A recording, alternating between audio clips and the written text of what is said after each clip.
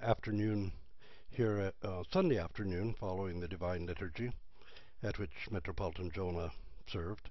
You look a little bit like a radio broadcaster today because I'm using my headphone set. I've not recorded before on the built-in camera in this Inspiron Mini laptop. So we're going to try it today and continue with our series on Orthodoxy Made Simple, Theology Made Simple. I think in between the last one and this one there will be a brief tour of St. Vladimir Seminary. The word we're going to take up today and the concept is theosis. And it comes naturally in line because we've talked about overall about redemption and then about the divine energies or the grace of God, or the energies by which God communicates to us and establishes a relationship between us and Him. In that we can't, of course, know the essence of God, and we can't really communicate the essence of God, but God communicates Himself to us through His uncreated energies, and by that same means allows us to communicate directly with Him, to have in other words, we have a personal relationship with God through His divine energies. And we have relationships with one another through our own energies.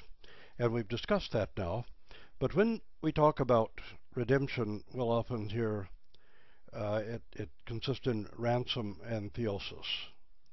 We talked about ransom. Of course, ransom is a metaphor, not an actual legal term.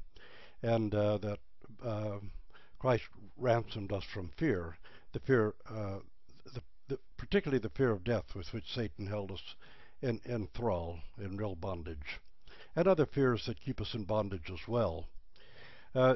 Apostle Peter, in second epistle, the first chapter, the 4th verse, tells us that God has given us exceeding great and precious promises, and that by means of these promises, the gifts pertaining to life and piety, that we might become partakers of the divine nature. Now that's a very powerful statement, theosis, that we might become partakers of the divine nature. And this is what theosis means, essentially, for us humans to become partakers of the divine nature. Well, let's put this at its simplest level. It says God, in Jesus Christ, God became man so that man could become gods.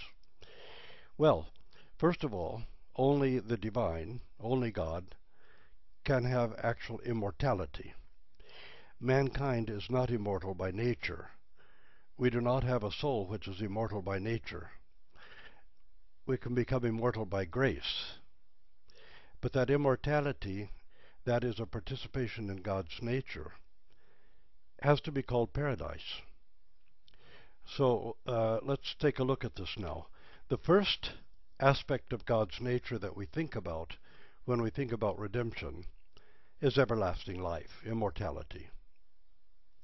So we become partakers of the divine nature, that is, theosis, by receiving the gift of immortality. It's a gift that we lost with the fall of mankind, and something else that we lost, and that was paradise. Now, paradise is above all the direct presence of God. When St. John Damascus says that paradise was filled with light, he's talking about the uncreated light of the glory of God, so that mankind actually dwelt within the light of the glory of God. And in the Garden of Eden there was not anything like thine and mine, but everything was simply there to be participated in to the fullest. And there, by God's grace, man would remain immortal because he had this direct communion with God. When man broke his communion with God, this promise of immortality was also lost. That man would face an earthly death because he's not immortal by nature, because being separated from God completely, the death became a part of his natural unfolding of life. So the first aspect of theosis, that is, becoming deified or partaking of the divine nature, is to be restored to partake of that everlasting life, which is given to us, an energy of God that's poured forth upon us. And this is the other part of it. If we say that God will not condemn anyone to a kind of everlasting death, that there will be a state, a psychological state of existence called hell, then what is it that we're participating in when we're participating in the divine nature? What is it else that theosis gives us, aside from participation in the nature of God through everlasting life? Well, participating once more in the presence of the uncreated light of the glory of God. But when we participate fully in that, it also penetrates us, and we become full partakers of that glory in paradise again, in heaven, in the heavenly kingdom.